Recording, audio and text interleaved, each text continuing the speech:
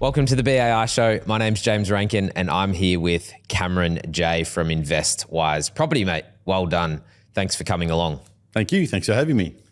So you have been in the real estate space for quite a while now. Like it's been a journey, not only as a buyer's agent, but you were in real estate previously as well. So working as a sales agent. Correct. Sales and leasing. Sales and leasing. Because the leasing's the key. That's the key, isn't it? In terms of that world and what you've taken to bring into the BA space, I'm sure there's like lots of things we can discuss about that. But what were you doing beforehand? Like what were you doing before I got into property? Yes. I was in transport and logistics. Transport and logistics. Yeah, I owned, like in 2014, I had 17 trucks, probably 20 trailers, 25 trailers. I was doing construction work, so tip trucks, cutting tilt panels to build factories. I was also doing a lot of parcel express line hauls, so not doing the deliveries and pickups, IPEC type stuff, whereby you have lots of, it turns into palletized freight. So I had trucks working 24/7. I only had 2 days a year where I didn't have a truck rolling. There you go. Christmas Day and Good Friday, and that was it. And did you get into storage as well then? So no, I worked for people that had storage, but I never did it myself. Yeah. But I understand it very well because I worked in and around it for so long. Yeah. Which is why when I got out of that, and I went and got my agent's rep from an old agent at the REIV. And I was planning on going towards commercial. And he's like, oh, you got the gift of the gab, mate. Come and do resi. It's just a numbers game and you'll cream it. Well, I was hopeless. But it was a very interesting process because I got an opportunity to look behind the curtain to see how resi works, how agents are motivated, you know, how they're motivated, how they're trained. Because you don't always understand what's ringing their bells. People just think, oh, more money. You know, it's not necessarily that at all. So there was a really good opportunity. It sucked at the time, but looking back on it, I'm so glad that I did it. But then I went into commercial thinking bottom rung of the ladder. I'm such an old fart to be a cadet, but it fit me like a glove because I didn't realise how much knowledge I had on, particularly with industrial, because I'd been working with it, how much knowledge I had on who built what, where, when, how things changed over time because I did it over 3 decades. So when it came to actually working, it was like, oh, I could tell where something was, basically how it was going to be laid out. You know, back in the 90s, they built things with backyards. These days, nobody builds anything with a backyard because it's hard to rent the backyard. You're usually giving that space away. So everyone wants to maximise how much building they have on their block of dirt. So and I never realised I had this knowledge that was actually useful. And that's the thing. So logistics, freight. Yep. How long were you doing that for? I got the keys to my first truck on the 21st of March, 1988. Okay. So yeah, in terms of all the gear, no idea. All the gear and no idea, but you jumped into it and that was your business, right? Like you started off. Yeah, self-employed. Yeah, self-employed. I was a solo sole trader. Operator. Yeah, owner operator. Yep. Right, like that just, scenario. Just went from there as my dad was. You know, he passed on the family curse. Got it. And you ran that business for how long? Was it about 30 years? I had a dad kept going, so we operated as two separates, and you sort of became as a package deal. If you hired dad, you got me. If he found a good lurk, I'd follow. If I found a good lurk, he'd follow. It's so funny. Like I've got a few mates that are exactly that, and they're now like the dad's just like tradies do that. Hasn't showed up at the factory for the last 6 months, and it's just like, yeah, cool, dad, don't worry about it anymore. It's just like one pickup a month kind of thing. I love it. But then I did a bit of a sea change, and I went and worked. We moved to Mildura, and I lived there for 4 years and worked for a company called Finimals, which ended up getting taken over by Toll. That was carting cars out of Adelaide on a what's called a shuttle. So you would have drivers based in Wagga. We service New South Wales. Drivers based in Wagga, drivers based in Mildura, and you would pass the truck on like a baton in a relay. So it was like being interstate driver, but it was also like just doing a day's work. So how it would work is you would start on nights because they're the hardest. So you would start on nights loading trucks out of Adelaide. You get the keys to a truck on at 6 o'clock at night. You drive down to Adelaide, load the truck, come back. It'd be morning time, and the guy that's doing the day work, you would hand the truck over and you'd go into bed. Do half a week on that, have 24 hours off to roll onto the night work, and it works like clockwork. So yeah, I did that for 4 years and then came back home because we started having kids and it was just too far away from the rest of our world. Moved back home, said to Dad, and he'd accumulated a few rusty old jalopies. And I said everything we did was wrong. We were trying to do it on the cheap. We need to buy better equipment. The way to make money is to scale, and the way to do that is with other people driving the gear, and they would not drive the crap we have. And so it started, and that was 2000. And then between 2014, 15, we ended up with a fair old fleet, turning over many, many millions of dollars and having lots and lots and lots of staff. And all of those learnings is why in an industry that is scale, I'm like, I've been there, I've done that. Good, go, but I want to try and work out how to stay as lean as possible and provide as good a service as possible, but still, there is the scope to make enough money to live a better than average life. Totally, and that's the thing I see in this industry quite frequently is the fact of prior experience. So it comes with knowledge. You're not jumping into this as well. Some people are doing it as their first business, but a lot of the time it's second career, third career, and you're bringing that knowledge with you. So it's like, hey, what's stuffed up over there? I'm not doing it this time around. And because you've had a business, it's even more clarity as to what you want and build it the way that you want it, right? Like, and the thing that's still going to excite you is not necessarily employees, staff, registrations. Oh my gosh. I felt like a shareholder in Vic Roads. Yeah, I bet. Like a B double at the time. It's probably dearer now. I haven't owned a truck for 5 years. Yes. But it was 25 grand. 25 grand. $25,000 for a B double rated prime mover and 2 trailers. Shit. I thought you might have said $2,000. 25. That's nuts. I remember once when I was a young fella, I was driving along Alexandra Parade, and this fella in a Jag, he's pulled up, he'd done the usual thing, and I'm trying not to run up his ass, and I've stopped, and I'm filthy. I've got out of the truck because he pulled into my lane and stopped. I've got out of the truck and went up to him. I've gone and knocked on his window and it's bzzz, yes. and I'm like, mate, what are you doing? And he's gone, I pay registration. I said, oh, how much? And at the time, this would have been probably late 80s. No, early 90s. He's gone, like $400 or whatever it would have been for a car at that point in time. And at the time I was paying like $6 or $7 grand. And I said, well, I pay $6 or $7 grand, so I reckon I'm entitled to a little bit more. And you just took a bit of mine away. And he went white. He's gone, oh, geez, I'm sorry. And I said, by the way, if I was loaded, I would have gone about that far into your boot with no intention. Yeah. So yeah, Rego's an interesting one. Yeah, nuts, isn't it? It was, but and fuel. Insurances, tyres, the whole lot. I was spending $85,000 a month in fuel. Yeah. People worry about what you drive. It's one of the good things about it. What do you worry about fuel economy and what you drive? No, I had a supercharged Hilux that used plenty of juice because it's a drop in the ocean out of the I had a fuel card like all the trucks. Yeah. Who cares? Yeah, that's it. Like I speak to my mates. I caught up with them on Thursday last week and one of them's buying a new truck. Yeah. And he had to do a service on the old truck. Can you talk him out of it? What's that? Can you talk him out of it? No, because it's his thing, right? Like he's been doing it. He's, mid-40s. It's just been his thing the whole time. I said, what's that cost you? Like, what's it going to cost you to get going? He's like, maybe 600, like just 600. And then he's got to, do all the equipment and stuff that he wants to put on it because he's a tow truck driver.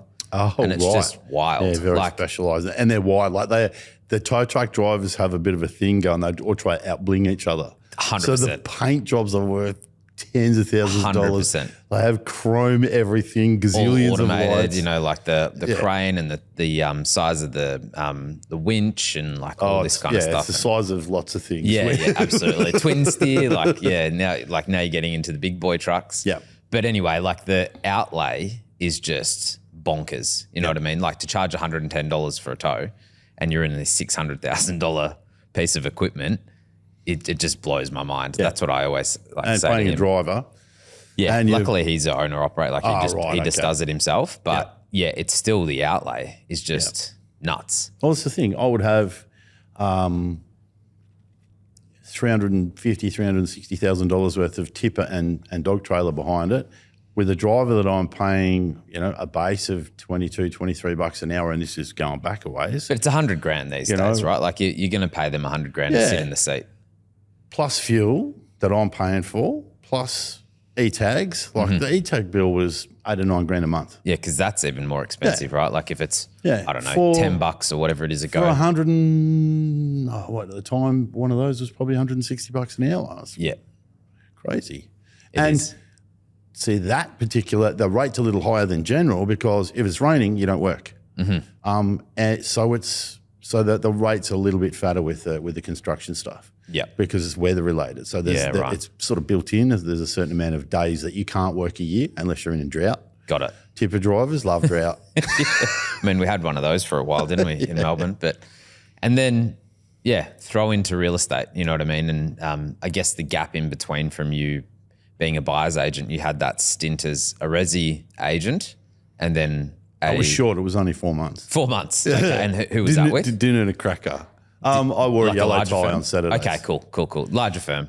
But good insights, no doubt. Amazing. Like, definitely good insights. Amazing. Did you have any interest in property beforehand? Like who said to you? If you're Australian and you don't have an interest in football or property, you really want to check your citizenship.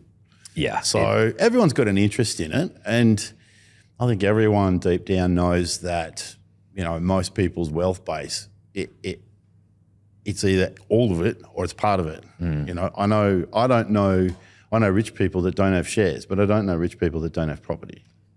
It's true. Yeah. So it's always part of it. And, you grow up, you want to buy a house, you want to get off the rental roundabout. There's an interest. There's always an interest. Everybody knows what houses are worth in their own patch because you're always having a look. So, and then you move into, I'm helping developers build commercial property, so there's an interest there as well. Yeah. What are these things worth when they're finished? How much are these panels? How long does it take to put these together? How long does it take to get, it's even more than I moved from the construction side back to the tip trucks where you're clearing paddocks. And it's like, okay, from that to that to that, and all the expenses and how it all sort of fits together. Capitalist comes out. So you're sitting there where you go, absolutely, but you're working it all out. Okay, how does this happen? How does it work? So the interest has always been there. I think you might get a few people that'll jump into the the buyer's agent space simply because it's opportunistic, because they can see an opportunity for dollars. But I don't think there'd be many that haven't always had a bit of a, an interest at least, if not, you show me a BA that hasn't, that would not prefer to watch location, or, these Reno shows or whatever, because it, I don't know, grinds our gear, or not grinds our gears, it floats our boat. Yeah. No, I can totally understand that in terms of the reference back to Australia and passion for property. Like, you go to a cafe, you hear conversations quite regularly that is talking about property, or that they're talking about property. Just happens frequently. If you're in business, you're in sales. Yes. And if you're in sales, you've got to be able to talk. Yeah. And you can always talk about property. You can strike up a conversation with people that don't give a rat's ass about property. That's true. They'll still talk about it. Yeah. Very, very true. So resi, and then flicked into commercial and leasing. Yeah. And that was... Well, sales and leasing. See, in Sales resi, and leasing, sorry. in Commercial resi, you sales have and one leasing. or the other, but in commercial, you do both. the one thing, because the leasing component of it, as you said, is like very important to the sale of the property, right? Because that's what it's gauged on. Very important as a BA. So the leasing is what is usually where the nasty bit or the really, really good bit of the deal is hiding away in the lease. So because I did so many leases, you cadet, right? So you cruise in and you're just getting fed. I never did any prospecting. agents all talk about, oh, it's so hard, you got to start off prospecting. And it was with Resi. It was all prospecting. Here's your farm area, here's your phone, here's your desk, here's your computer.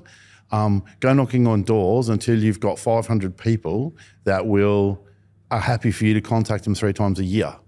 And then if you don't contact them 3 times a year, we'll contact them for you and charge you for doing it. Ooh, the prospecting is a really big part of it. I hit the ground. Hey, thank God we've got another set of hands. Quick, go and deal with this lease. Quick, go and deal with that. Quick, go and deal with this. And you find yourself doing. I think when I did it for 3 years, or 3 and a bit years, maybe 4 years, and at the end I probably was doing 1 sale to 4 or 5 leases. So you do more leases than you do, because that's working the rent roll. Yeah. The work pops up and comes to me. I didn't have to go and find it. Mm-hmm. Yeah, because someone's reaching out, hey, I want to rent this factory, and then you're just guiding them through that. Yep. Yeah. And you've got senior agents that have been there for 20, 30 years that have got these relationships with all these property owners, and that's why they love the juniors. And I was a junior. So the work comes in, it's like, ooh, I'll grab Cam. Yeah. Here's the deal. We've got, this tenant's given notice, 3 months notice, so we've got to get a board out the front. And then you've got computer software and all sorts of stuff. So set the board up, do the spiel, run it by me first. I want to make sure you're not doing anything stupid or saying anything that's silly or doesn't work, and it's all logics. It's good training. You sit there and go, blah, blah, blah, blah, blah, and they go, right, just picture this, Cam. You're sitting out the front in a car looking at the board and it says it has 2 roller doors. Well, I can see one there and one there. Why waste the board space saying what's patently obvious? I'm like, oh, okay, good thinking. So there's lots of lot of training comes from that sort of stuff too. And say when you're going through that leasing exercise, like someone's moving out. Yep. It tends to be, maybe not in like a hot little area, but sometimes the lease boards can be up much longer than, say, like a resi lease or a resi You mean rental. The property's vacant or the board's up Correct. after the people moved not in? so much that from a marketing perspective, but yeah, properties might take longer to lease out, right? Because the second part, not uncommon to get a phone call going, can you organise to take that board down? The new tenants going, hey guys, it's been 3 months blowing your horn out the front. Can we please have it gone? Yeah. So there might be that component. But But the vacant thing, that's another thing as to why 2 misnomers about commercial property. First, no capital growth. Absolute rubbish. But and the second is long vacancy. So long vacancy does happen, but it happens generally in specific property. Yes. It happens in things where there is built. Purpose built. You can build like a IGA, for instance. Like IGA moves out, it's going to be pretty hard to get another tenant. Yes. Yeah. Old large format retail is actually quite difficult. Well, it's either really easy, so you will very seldom see a Woolworths or a Coles decide to pull out and the other one not take up the site. True. They fight for site. They will hang on to a daggy underperforming site to not let the other one in. Well, there's that in Carnegie. They're like across the road from each other. Yeah. There's like a newer building, and then you go across the road and there's an old building. Yeah, I understand. It's Woolworths. Supermarkets, because I did Woolworths store deliveries with Woolworths trailers as a subcontractor for 20-something years. I know it really, really well. And it's very interesting watching the collapse of Franklin's, and they just went at it to see who could get what. And then you had a breakaway of Coles management that started up Bilo. Yep. And then it got swallowed by Coles, and their sites was crazy. Yeah, I remember that. So Knox City had 2 Coles sites because one used to be a Bilo. And they do that pretty all much the time. most shopping centres, right? Like I can remember that even at Fountain Gate, like in Narre Warren, same thing. They weren't too far away from each other, and it was just like Coringal Hub used to be front store, back store. Yeah. For Woolies. So it's not uncommon. They will fight tooth and nail for space. Yeah. Market share matters to them, but keeping the other one out, they will have 2 sites in one place, which is inefficient to keep the other one out. Yeah. And then, so that if it's purpose built, like that's the IGA's left, they'd either have to find another tenant that's similar or repurpose it, right? Like the owner's going to have to. That's right. So subdivide how it easy or can it be whatever is. repurposed? How much of IGA's fit out goes with make good? And they're little things that I look at. But yeah, with a large format commercial space, that might be you would sit there and look at. Like Masters, for instance, like when that happened. Gosh, that's horrific. Horrific. Who would have thought that monolithic rolling out of a business? And yeah, I drove past one yesterday that's still empty. Really? Thompson's Road, Cranbourne. I drove past, and there's the whole area around it's built up with big format stuff, and baby bunting and this and that and the Yeah, because other. it's right next to Bunnings, And right? I've looked Like, Bunnings across, is just, and there's this big empty building, the big empty, and you can still see the glue spots that spells out Masters. I'm like, some poor bastard owns that. yeah. Hopefully the lease kept intact. So like that- 30-year lease.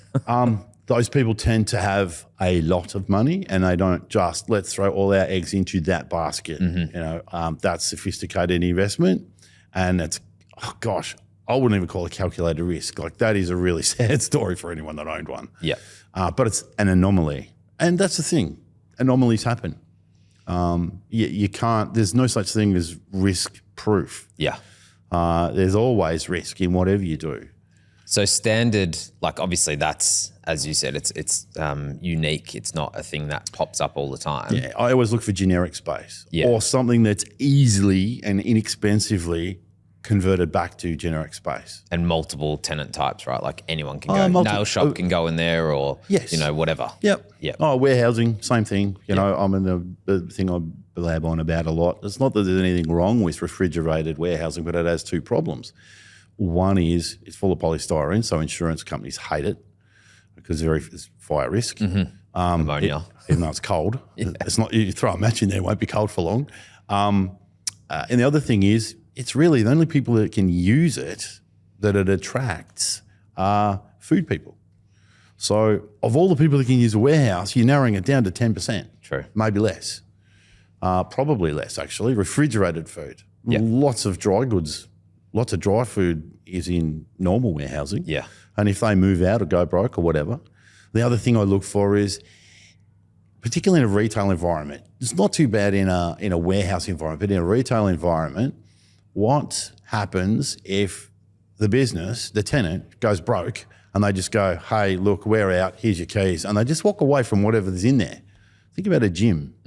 How would you like to get a 600 square metre warehouse that has 3 ton of thick rubber glued to the floor? Yeah. It's probably painted lime green and black or pink and black inside, and it's got all this metal, bloody Yeah, equipment, heavy fitness equipment that is worthless when it's secondhand. It's very true. Worthless when it's secondhand. So that's a really big risk to me. I'm like, someone hands the keys back and walks away. I wouldn't go near. I would now, but straight after COVID, I wouldn't touch a gym. Because you couldn't, I was straight into them. How did these guys perform under the COVID relief? Did they pay anything?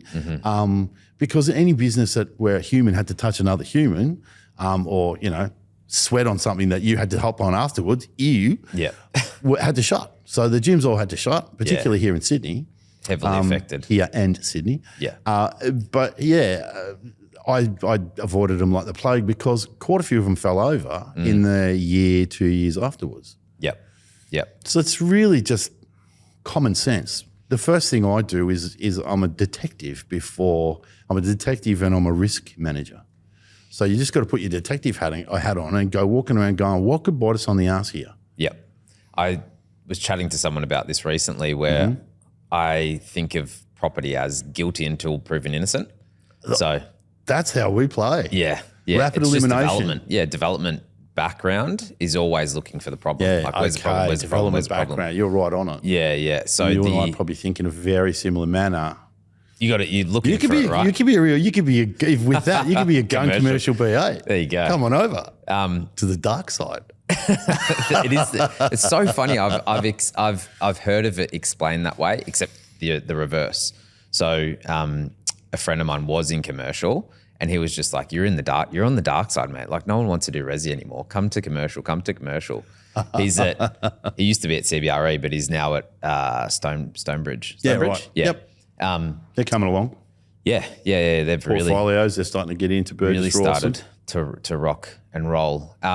But just on that lease component as to why they might take longer to lease, it's not so much finding the tenant, but also they don't want to reduce their price, right? Like they don't want to reduce their weekly rent or monthly rent as easily as, say, a resi. That is true. Yeah. And if you look at the city at the moment, that is hyper what you're talking about.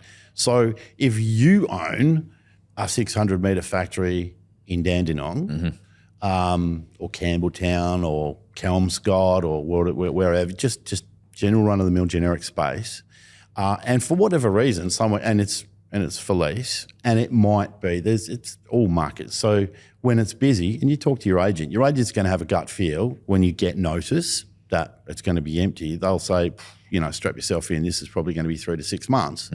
Or if it's a buoyant market, they'll go, nah, don't worry about it. Let's get it bought up. Let's get it online. You've got 3 months before they leave out. They will leave the key under the mat for someone we've had signed up for a month, and that's common. That was very when I was doing it in the Melbourne southeast. That was not uncommon, unless you had something that was weird that reduced. Didn't made it bad, but just made less people that are likely to be looking for it. Something that's more and more popular, but still really hard to lease, is a warehouse space of 300 metres that is 50% office or more. You get more than 20 or 30% office, there's more people looking for the warehouse space than they are the office space. Yeah. So the more office you have, it can be great, and you can have companies that it perfectly suits and they last forever and a day. But when they leave, there's not so many of them. Yeah, hard to. Yeah, they're hard to rent. And if they reduce their, rental income. Well, that's where some people draw a line in the sand and go, no, it's worth X and I'm not moving. I think that's silly, but you tend to find critical mass. People that do that have a lot of property. Yeah, have a lot of property. People with not so much property have to be a little more, hey, I'm going to feel that rent not turning up next month. I could draw a line in the sand over $10 a metre, $15 a metre, and it take me 6 months, and this place is costing me $4,000 a month. How long is it going to take to recoup, Yeah, we had a factory this is many, many moons ago in the car world. Oh, yes. We had a factory in Dandenong right next to the showgrounds, just down that street. Bennett Street. Yeah, Bennett Street. Hey. Ran off Bennett Street. And Attenborough Street. The one over where the ice maker was, that ice maker thing, was literally just South across the Gippy road Ice from on there. the highway, and So we were down that is street. it Stevenson's? Whatever that one that went up to the showgrounds, we were just on the corner there. Yeah, right. And it was quite a big factory, you know what I mean? There's two large factories and then big office in the middle. Yep. That was vacant for 4 years. And I remember talking to the guy, because Crabtree, I think it was Crabtree's that leased it to us, but he wanted to get involved. The owner wanted to get involved in it. Yeah. And he was talking to us about it, he's a typical older, property mogul, right? Yeah. Wanted to So not born in Australia. Yes, exactly. Probably Italian or Greek, or if it's old school. Yes, but just wanted to take us under his wing a little bit, and tell us about business, which was cool because we were early 20s. And I remember listening to him. You come and talk to me, have a coffee, I'll show you how it's done. 100%. So it was an old, what do you call it, where they come into importing stuff in. They had the warehouse with the cage. Bond store. The bond store. So it was one of those for alcohol. Oh, geez. Yeah. And they couldn't rent it for 4 years. Couldn't rent it. So we had it all caged weird, still. because that is hard to get. It's hard to get the permit to do that. Yeah, I don't know if he because lost it's the not permit only or, a council permit, it's also security, right? AQUIS and customs and all that sort of stuff. It's a lot of hoops to jump through. Because we pulled it all down. We put all the cages down because we didn't need it, right? And then upstairs in the mezzanine was just full of wine, bottles and bottles and bottles of wine. And he was just like, yeah, take whatever you want. Bonus. That was the last bit. And I remember taking it and it was dead. Oh, really? It was in a mezzanine that was tin roof. Yeah. So it would have boiled 50 times over. Shiraz vinegar. Yeah, 100%. And then I remember him saying, he's just like, yeah, it was 4 years. And I could never fathom like why. And I always thought commercial, no, never getting involved in commercial. How do you afford that? You must be loaded. Like, how can you just hold the property for 4 years, no tenant? And it was because he wouldn't move off his price. Yep. Like he just would not move off his price because they think that now the value's dropped. If I get this for this, That's the right. multiple, blah, blah, blah, blah, blah, square meter rate. And that's where I was solid. going, because it affects their value from a banking perspective. And that's what I was talking about, the city. Yes. So in the city at the moment, post-COVID, so work from home, that decimated the market. The agents are talking, it's 20% vacant. Crap. It's 40% vacant. And they're asking the same money as what they were in 2019, maybe a tad more, but it's all smoke and mirrors because the incentives are insane. Yeah. 40 6 months free. 6 months free, Yeah. and then 40% discount for 5 years. Right. And, for a 5-year term, and plus. But it just says this, But and then it's face rent, which is what it's known as in the industry. Face rent is still X. Therefore, the value of the property, price to yield, is X. so they can still get away with that. Like, Shareholders don't know how much their property has dropped in value. Yeah. The Melbourne and Sydney CBD is worth 40% less. If you threw a blanket over it, it's worth 40% less than it was in 2019. doesn't surprise me.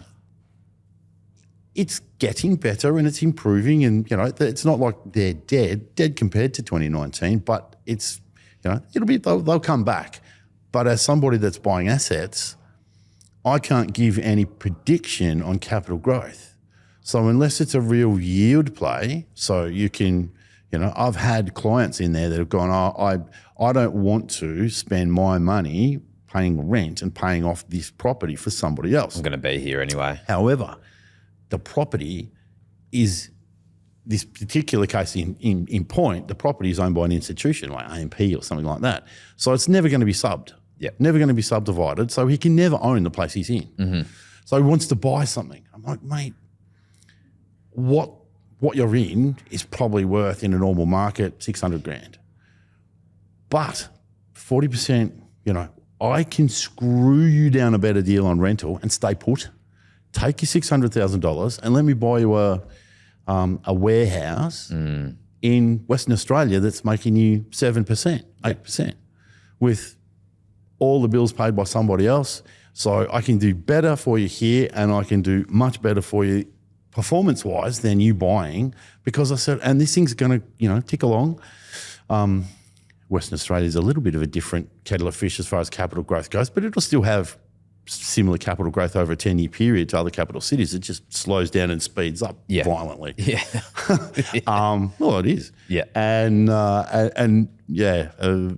this particular fella, definitely wants to be paying off his own place. Yeah, it's okay, just that's that cool. back pocket Just the scenario. headspace. Yeah, totally. I can't handle paying rent and paying off someone else's asset. I'd rather pay rent and pay off my own. Okay, fair enough. Are you seeing anyone do anything with that commercial space or like the office space in the city, like repurposing it? There was during COVID, City of London went to repurposing like really fast. It used to take, I think it was like 2.5 years to get permitting. They got it down to 45 days. And that was like to turn something it into ridiculous resi. like that to convert it to resi. So lots of developers went in and converted it to resi. Yeah. There is the Melbourne City Council wants, because I was a vendor's advocate on a whole building in Burke Street. So the Melbourne, and I found out through that process that the Melbourne City Council is very, very keen to have more ratepayers. Yep. Or in, so they Some want of those bigger. yeah, Because you see it through and more Collingwood, people. They want more people living in the city. Yeah. So it's not so much that they roll out the red carpet and don't look, but I think it's quite an easy process compared to what it would have been. Definitely got the stamp out at the moment. It's like faster, even it's smoother, it's slicker, it's easier, because they're trying to fix something that's damaged. Yeah. I heard through the council, someone that worked at the council, that the government have employed an extra 1,100 town planners to like help with all of this stuff. Is that right? Yeah, 1,100 town planners just because big I'm red not stamps surprised. out, just bang, bang, bang, bang. I'm not surprised. It's not something I've seen directly, but it is something that I've heard about. Yeah. Hey, if this, because it was an office building that I had control of, and they went this, and it was heritage, so it couldn't be knocked down.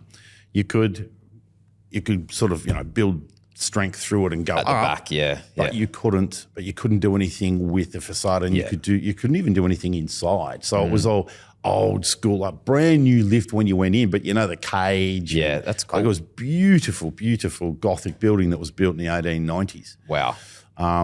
4 stories, and I think if you had the inclination and the budget and whatever, you could go to 16 stories, I think, but you had to leave the base alone. But it would easily have converted into residential space. There you go. So obviously a massive amount of knowledge in the space. Like you can just talk and talk and talk and scenarios as well, funny, right? You cruise along through life. It's because I'm an old fart. Yeah. You cruise along through life and you pick up these little tidbits, more feathers, the feather in the hat, feather in the hat, feather in the hat. And then you turn around after 30 years and geez, I look like an Indian chief. Yeah. I've got so many feathers. So, and I would talk underwater with a mouthful of marbles. So, and in terms of the commercial sales and leasing and then flicking into the BA space, what's been the biggest, I guess, shift there? Like, in terms of transformation. Get all the money. Yes. Yep. The agency doesn't get the money. I get the money. And similar role, like, would have you been doing, other than like, dealing with someone selling the property, but you would have been guiding a lot of buyers as well, right? Like on how to purchase it at that because time? I was junior, so the things that I learned, you go and look at a for sale board or a for lease board outside a factory, and it'll have 2 names generally. Yeah, maybe more if it's a big deal, but you'll have 2 names. So if you're the junior, the first name is the guy that's known the owner for 30 years. The guy that's done the work to actually put the board there and do all the artwork and stuff for the ads that are online and all that sort of. The guy that's done all the grunt work, that's the second name. Yes. So the first name gets called. They're busy buggers. Yeah. So they're on the phone. So what first thing you learn? Always call someone back. Never ever miss a call. Yep. Because that's gold. And then, that leads into, oh gosh, look at me. What was the question? No, just around the differences, like that transformation from going sales to, buying now. So being on the buyer's side of it. Yep. But you were dealing with buyers as a that's commercial. Right. Yeah, cherry picking. So I would make friends with them. So Ryan Serhant, if you've ever watched Million Dollar Listing, no one likes to be sold to. Mm-hmm. Everybody likes shopping with friends. So make friends, take them shopping. So I would talk to people, and I just used nothing to do with real estate. People would say, "Oh, I like property X." Cool, no worries. I'm going to show you property X because the owner of property X has paid good money for us to advertise it and put a bait on a hook and send it out, and you bid. So I'm going to honour that and make sure that you see that. But who are you? How do you do business? What floats your boat? Do you do import, export? Do you have trucks? How often do you have trucks? Do you need B double access? Do you need, container height roller doors? Do you need lots and lots of office space? How many workers do you have? How many of them drive to work? How big is your car park? Do you load or unload containers on the ground or on trailers? If they're on the ground, do they get in the way of the car park? How much? So I would just go into a real deep dive on who they were, how they used their property. What do you love about where you currently are, and what do you hate about it? Oftentimes, I would work out because of my business experience, not because of my real estate experience. I would work out that we would have 2 or 3 other properties in our stock list that's actually probably more suited. So I would go and show them what they wanted first, and then what I thought were more suitable, and I would show them the most suitable at the end. And more than 50% of the time, I would sell or lease the last one, or something other than what they got. Very first one, yeah. So I love that process. Yes. So I see, there I am scrolling on my phone and see Ben Handler walking along a beach going, "Hi, do you like property? How'd you like to make 10 to 30,000? I've told him, I've said it to him. He's this young smart ass, Yeah. But it was, and I'm like, whoa, struck a note. that's my favourite part of my job. That's cherry picking the best bit of what I do, because I loved getting people and taking them shopping and finding something for them. And you've got the skill set to do that, right? Because you've asked questions in terms of that's the skill set that you learnt in the sales process, was just being curious. Like, but I also know how the process works behind closed doors in the agency. Yeah. So there's little things that make a difference on how you buy. You know, 3 people are putting an offer in on a property. 2 of them are at $510,000 and $515,000, and there's another guy at $525,000, but he wants to occupy the building. He doesn't want to keep a tenant in it, so it's going to disappear out of the rent roll. I'm putting my money that the other 2 guys are going to get first look in, and one of them are going to be the one that gets the job done. Yeah, you know, and that doesn't get seen. So, trick for young players, if you're looking at something commercial that's on a rent roll, hey guys, what do you charge for rental? I'm not looking to move it. Give them 12 months. If they perform, beautiful. If they don't perform, pluck it. But if you tell them you've got, oh no, I've got a gun guy in Sydney that does all my, you just went behind anybody else that's going to leave the management with them, because their business isn't valued on how much they sell. Their business is valued on the size of their rent roll. Yeah, 100%. And mate, thank you so much for this. And I feel like we could talk for a very long time. I always ask people this question as the last sort of finishing question, closing question. If you met someone in the street that was thinking about becoming a buyer's agent, or, you know, they just got an interest in our space, what would you say to them? Have a really good look. I would say, from my experience, jump. Just do it. Just do it. It's changed my life. Absolutely changed my life. But if they're tentative, do yourself a favour and check it out. Ask questions, poke around. The organisation that we're in and around has been magnificent for me, and it's been magnificent for countless people. I've built lots and lots of friendships out of it. So socially it's been great, because BA is as a start point, you're a one-man band. So I've gone from working in a team to working by myself from a home office. So there's a social aspect, a business social. It's not, you know, there can be social outside that. But no, it's the work, the money, the autonomy, the social side of it. It's been absolutely fantastic. I would say, don't think, jump. Thanks, Cam. Cam J from Investwise Property. You remembered. Thank you. Thanks for having me. Cheers, mate.